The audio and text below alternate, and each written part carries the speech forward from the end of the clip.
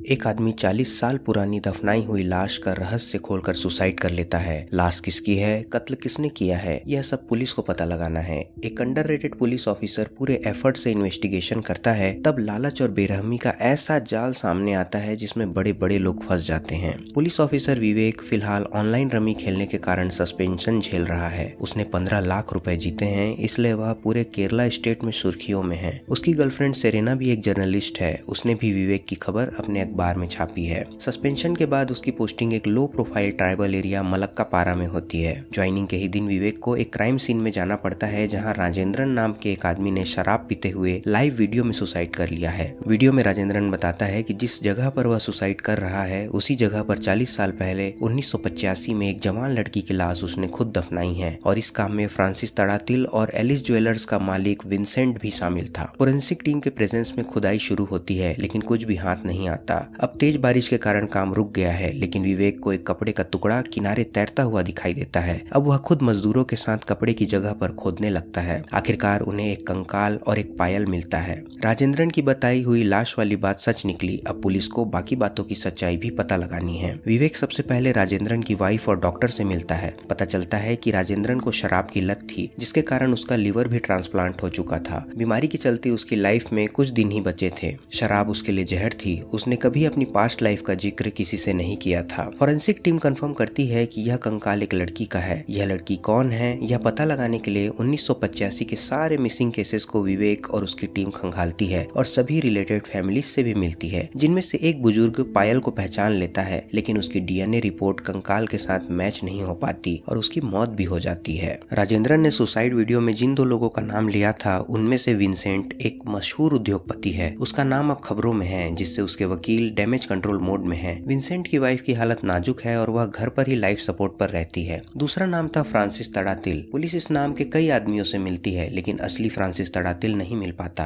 विवेक Vincent की चचेरी बहन से मिलता है, जो बताती है कि विंसेंट की पढ़ाई चर्च के फादर ने करवाई थी और 1985 के समय पर वह मलक्का पारा में ही था। इसके बाद वह मुंबई चला गया, वहाँ एलिस से शादी की और अपना बिजनेस शुरू किया। पुलिस की पूछताछ के लिए विंसेंट को पुलिस स्टेशन आना पड़ता है। विंसेंट पूरा कोऑपरेट करता है। वह अपने बयान में बहन की बताई कहानी से एग्री करता है, लेकिन मर्डर के बारे में वह कुछ भी नहीं बताता। उल्टे विंसेंट का वकील पुलिस पर एलिगेशन लगा देता है कि मर्डर किसका हुआ है यह भी अब तक नहीं पता। ना ही विंसेंट के अगेंस्ट कोई पुख्ता सबूत पुलिस के पास है। इसलिए वह लड़की कौन थी यह पता लगाना पुलिस के लिए बहुत जरूरी हो जाता है। पुलिस गुमशुदा लड़कियों की सारी रिपोर्ट्स की तहकीकात कर चुकी थी। तभी विवेक के दिमाग में आता है कि फ्रॉड और चोरी कर कर भागी हुई लड़कियों के केसेस पर भी ध्यान देना चाहिए। ऐसे ही एक केस चंद्रप्पन नाम के आदमी ने चालुकुड़ी स्टेशन में लिखवाया था। इस केस की फाइल को विवेक अपनी पूरी टीम के साथ ढूंढता है। दर्ज एफआईआर में चंद्रप्पन के पते पर पुलिस को चंद्रप्पन नहीं मिलता। पोस्ट ऑफिस जाने पर पता चलता है कि अब वहाँ कोई नहीं रहता। आखिरी बार वहाँ फिल्म एम्प्लॉय फेडरेशन का लेटर आया था, जो कि वापस भेजना पड़ा। अब विवेक को फिल्म एम्प्लॉय फेडरेशन से चंद्रप्पन का नया एड्रेस मिलता है।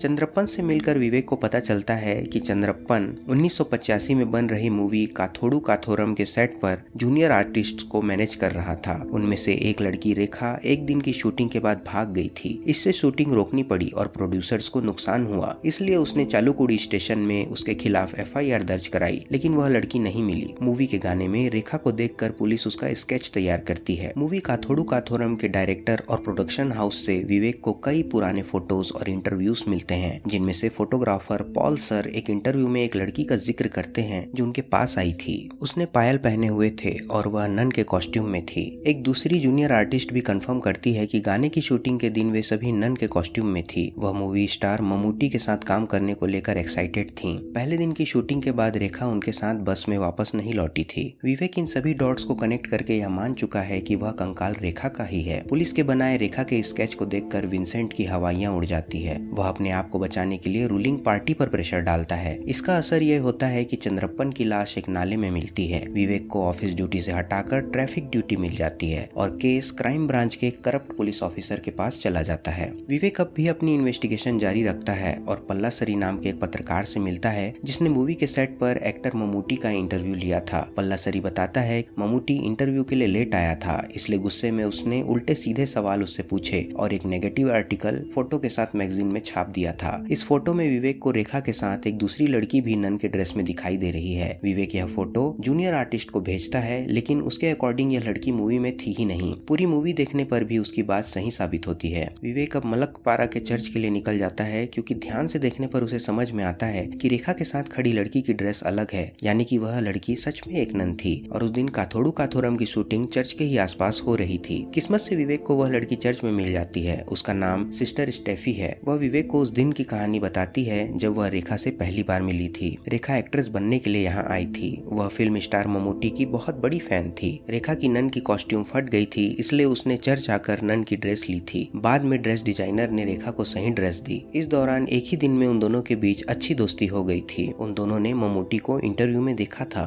शाम को रेखा ममूटी के साथ गाने में स्टेज शेयर कर रही थी, मगर तेज बारिश के कारण शूटिंग रुक गई। बाकी सभी जूनियर आर्टिस्ट से अलग रेखा उसके साथ चर्च के कॉन्वेंट में आ गई। अगली सुबह रेखा कॉन्वेंट से डोनेशन का सारा पैसा और सोना लेकर फरार हो चुकी थी। रकम बड़ी थी। फ्यूचर डोनेशंस पर असर न पड़े, इसके लिए चर्च ने पुलिस में रिपोर्ट नहीं की थी। विवेक की गर्लफ्रेंड सेरेना सिस्टर स्टेफी का इंटरव्यू लेकर मीडिया में सर्कुलेट करती है, जिससे किसी तरह रेखा की फैमिली का पता चल सके और उससे डीएनए मैच किया जा सके। पुलिस राजेंद्रन के कॉल डिटेल से पता लगाती है कि अल्लाह पूजा नाम की जगह से एक ही फोन से अलग अलग सिम के थ्रू राजेंद्रन को फोन आ रहे थे। फोन की लोकेशन पर विवेक पूछताछ के लिए पहुंचता है, जहां बीनू और उसका दोस्त भागने की कोशिश करते हैं, लेकिन विवेक की जोरदार मालिश से खुश होकर बताते हैं कि वीनू ने बचपन में मलक्कापारा में अपने पिता बेबी को कुछ लोगों के साथ एक लड़की की लाश को ले जाते हुए देखा था। इस पर बेबी ने मूवी की शूटिंग का बहाना बना दिया, लेकिन काथोड़ू काथोरम मूवी में कहीं पर भी वह सीन नहीं था। बचपन की बात आई गई हो गई, लेकिन कुछ दिन पहले टीवी पर वही फिल्म दोबारा देखकर बचपन की बात दोबारा याद आई। बेबी ने मरते हुए बताया कि उसने उस दिन सच में लड़की की लाश दफनाई थी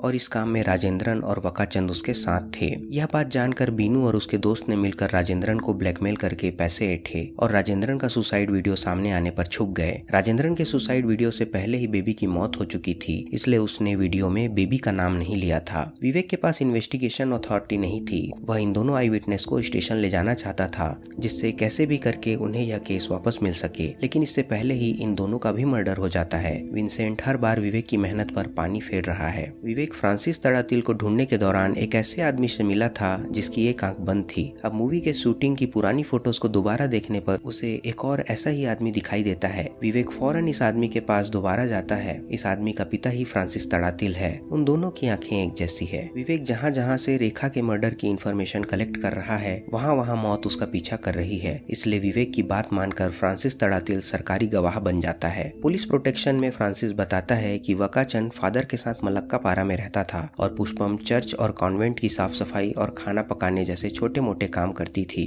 यह दोनों साथ मिलकर छोटी मोटी चोरियां करते थे और बेबी इसमें उनका साथ देता था। साफ सफाई के बहाने से उन्होंने तिजोरी की डुप्लीकेट चाबी भी बनवा ली थी। मूवी की शूटिंग चल रही थी। इसी दौरान कॉन्वेंट की हेड मदर किसी काम से मलक्कापारा से बाहर गई हुई थी। पुष्पम ने इसी दिन चोरी करने का प्लान बनाया, लेकिन इसी दिन सिस्टर स्टेफी अपने साथ रेखा को भी कॉन्वेंट में ले आई। इससे पुष्पम के प्लान में कोई प्रॉब्लम नहीं होने वाली थी, लेकिन रेखा ने बेहोशी की दवा वाली नॉनवेज डिश नहीं खाई। मजबूरन पुष्पम ने रेखा को गला घोटकर मार डाला। दिन भर चर्च के आसपास वकाचंद और बेबी को आता जाता देखकर फ्रांसिस को शक हुआ और जब वह राजेंद्रन के साथ कॉन्वेंट पहुंचे तो एक लड़की की लाश पड़ी हुई थी। वकाचंद ने हत्या का इल्जाम उन दोनों पर डालने की धमकी दी और साथ देने पर पैसों का लालच भी दिया। ना चाहते हुए भी राजेंद्रन और फ्रांसिस को चोरी और हत्या में साथ देना पड़ा। राजेंद्रन, फ्रांसिस और वकाचंद रेखा को दफना रहे थे तब वह जिंदा थी, मगर अब देर हो चुकी थी। उन्होंने उसे जिंदा ही दफना दिया। इस घटना के बाद इनकी आपस में कभी मुलाकात नहीं हुई। फ्रांसिस के बयान से सारी कहानी साफ थी,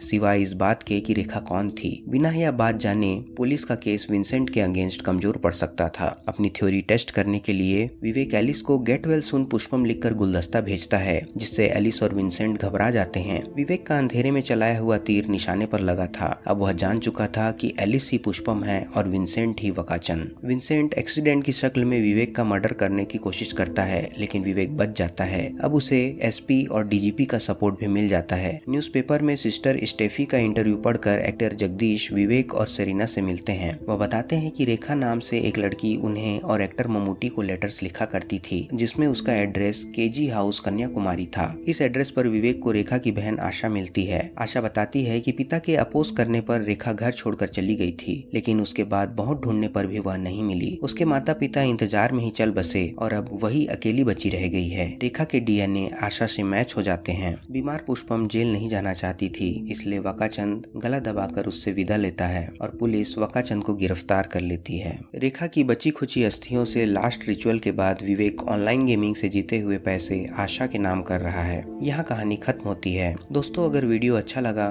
तो इसे लाइक करें, कमेंट करें और ऐसे ही वीडियोस देखने के लिए चैनल को सब्सक्राइब करें। Thank you.